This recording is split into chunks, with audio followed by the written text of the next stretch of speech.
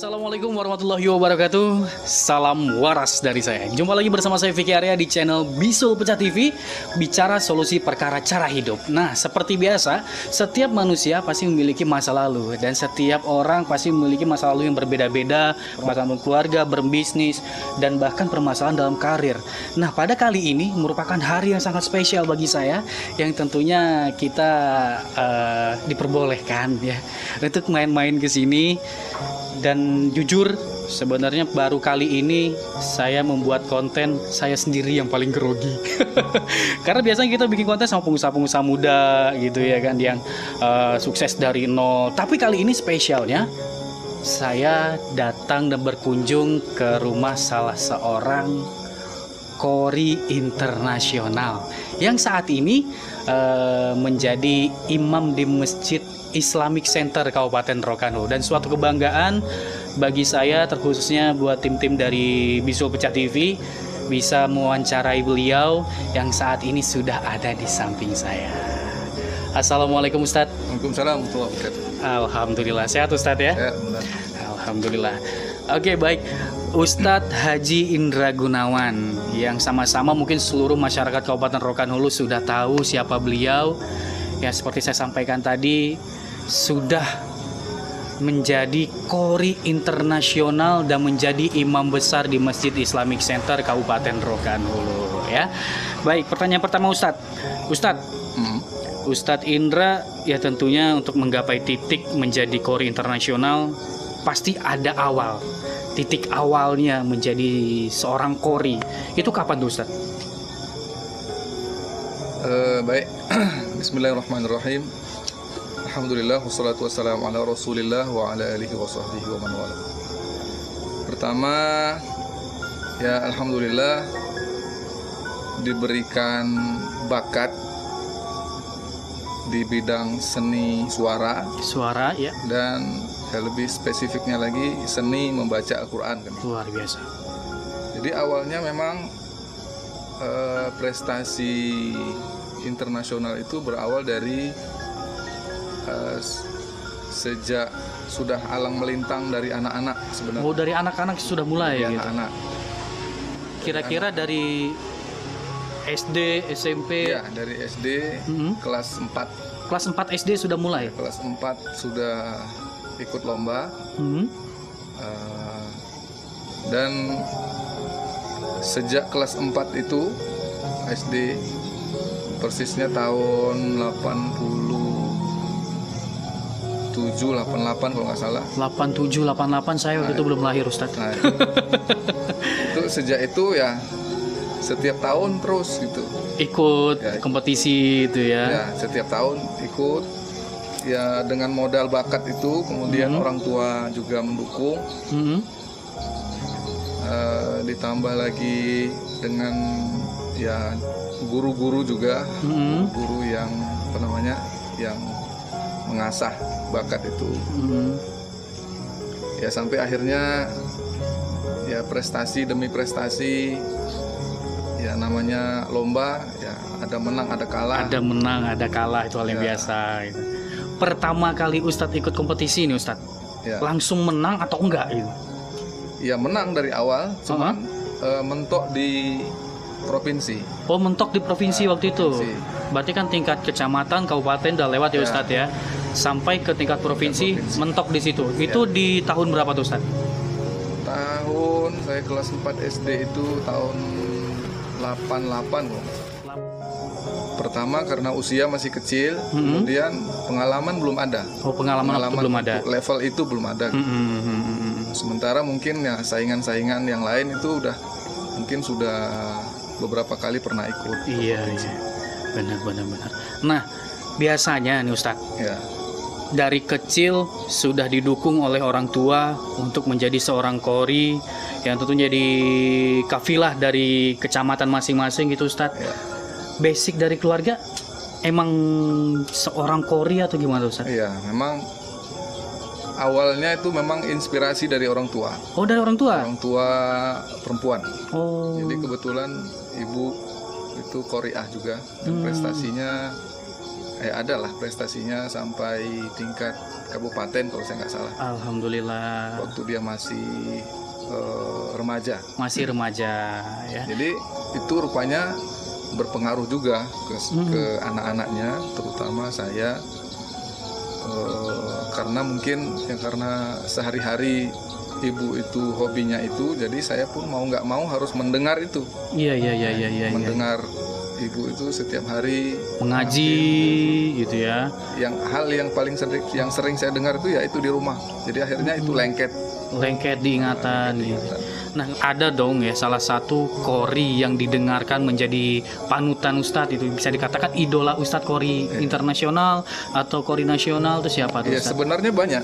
Oh, banyak Kalau ya. yang untuk Indonesia ya seperti guru-guru yang ya semua orang kenal lah, seperti Ustadz Muhajir, Ustadz Muhajir. ya, kemudian Ibu Maria Ulfa. Nah, kalau yang internasional yang dari Timur Tengah itu ada Mustafa Ismail Luar biasa. almarhum, ada Mustafa Walwas, ada Hajjaj Hindawi. Kemudian yang masih muda sekarang tuh ada dari Iran. Dari Iran? namanya Syakir Nejat, yang jadi inspirasi lah istilahnya. Menjadi Walaupun inspirasi. nggak pernah bertemu langsung, Iya. tapi ya suaranya kan bisa didengar. Iya. Oke, baik Ustadz. Ini kan selama setahun di tahun 2004 Iya. dan saya pernah dengar kemarin kan kita sempat bincang-bincang bahwasanya Ustadz merasa tahun 2005 itu menjadi tahunnya Ustadz. Nah, itu kenapa? Ya karena 2005 itu setelah saya setahun sebelumnya vakum dan belajar. Tahun 2005 timbul semangat baru. Timbul semangat baru untuk ikut lagi dengan metode atau apa namanya, dengan format yang baru. Iya. Nah, karena di tilawah itu kan ada selain ya susunan iramanya, ada juga komposisi lagu, pengaturan variasi, pemilihan variasi yang mana yang sesuai dengan tipe suara vokal gitu ya. Nah, kemudian ditambah lagi saya alhamdulillah waktu itu dapat kesempatan belajar di Jakarta. Oh, belajar di Jakarta. Ya, di Jakarta Selatan waktu itu di rumah Ustadz siapa itu lupa saya namanya. Dia imam besar Masjid Istiqlal. Oh, imam besar Masjid Istiqlal. Kemudian dia juga qori internasional juga. Qori internasional. Jadi keinginan ikut lagi, semangat baru itu ditambah dengan kesempatan belajar yang selama ini memang diinginkan. Gitu Ketemu ya. orang-orang atau guru-guru yang memang kepingin belajar sama mereka. Jadi perpaduan itulah. Akhirnya 2005 itu saya ikut, alhamdulillah sampai provinsi menang. Kemudian diutus untuk pertama kalinya bagi saya mewakili provinsi ke nasional. Tingkat nasional. Di Gorontalo. Di Gorontalo, iya. Gorontalo, dan ya saya sendiri nggak menyangka waktu itu kebetulan memang badan sehat, ya suara lagi fit gitu ya. Fit. Kemudian nggak ada kendala. Alhamdulillah juara 1. Alhamdulillah. Mewakili Provinsi Riau. Jadi itu pertama kali ikut nasional dan langsung menang juara 1. Ikut nasional dari yang dulunya gagal di provinsi, belum pernah mengenyam tingkat kompetisi yang nasional. Akhirnya tahun 2005 Ustadz berhasil mendapatkan juara 1 dan akhirnya langsung ke tingkat internasional tuh Ustadz ya. Ya otomatis karena juara 1 nasional itu otomatis mewakili Indonesia ke NTQ internasional. Itu di mana tuh Ustadz? Di Kuala Lumpur, Malaysia. Di Kuala Lumpur, Malaysia. Wow, luar biasa. Malaysia 2005 juga tahun yang sama, cuman beda berapa bulan lah. Jadi ya itulah, terakhir di Malaysia mewakili Indonesia, ya nggak disangka-sangka memang. Ya itulah memang entah berkah dari guru-guru, entah Iya, orang iya, tua, iya. entah memang saya rasa itu penampilan yang tanpa beban lah. Tanpa beban. Waktu di baik nasional maupun internasional itu tanpa beban. Karena saya merasa bisa ikut di event seperti itu aja itu sudah syukur sekali kan. Syukur Sudah sekali. bangga. Jadi intinya menang nggak menang Nah, sebenarnya menang nggak nggak masalah menang, gitu nggak Ustadz masalah. ya. Udah nyampe tingkat internasional suatu kebanggaan sekali ya Ya. Ustadz ya. Tapi rupanya di tahun 2005 ini Ustadz pun menjadi juara internasional. Ya, Juara alhamdulillah. 1 dari berapa negara tuh Ustadz? Dari waktu itu 42. 42 negara. 42. Wow, luar biasa. 42 waktu itu juara 2-nya Mesir, Juara 2 Mesir. Mahmud Al Farouk. Mhm. Kemudian juara 3-nya Soleh Athari Mhm. dari Iran. Dari Iran, luar biasa. Iran. Nah, ngomong-ngomong nih Ustadz, ya kan tadi kita berbicara masalah perjalanan Ustadz dari SD gitu ya kan, dari mulai tahun 88 sampai tahun 2005 yang menjadi tahun Ustadz. Selain ngaji nih Ustadz, selain ngaji ada nggak hobi lain nih Ustadz? Sebenarnya hobi lain nggak jauh-jauh dari situ juga.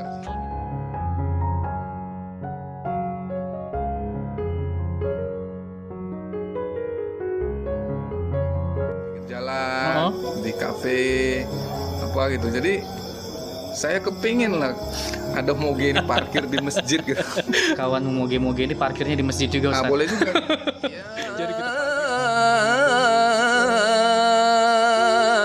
أيها